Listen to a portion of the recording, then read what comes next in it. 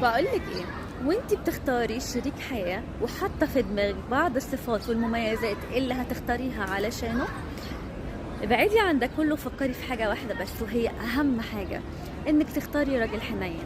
لأن الراجل الحنين هو الراجل اللي هيطبطب على قلبك، هو اللي هيبقى معاكي وسندك وفي ظهرك، هو اللي هيحس إن مشكلتك هي مشكلته، هو اللي مش هيقبل إن دموعك تنزل على خدك، ولا هيقبل إن هو يبيتك بالأيام زعلانة وحزينة.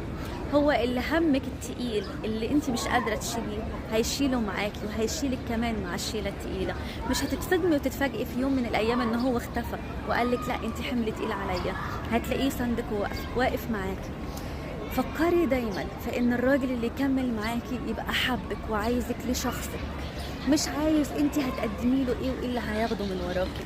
فكري انك تكملي مع راجل يبقى حابب كل ما فيكي، حابب صفاتك، حابب عيوبك قبل مميزاتك.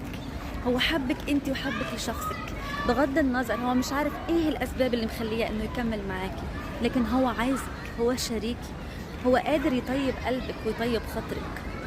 الراجل الحنين رزق، زي ما البنت الحنينة برضو رزق.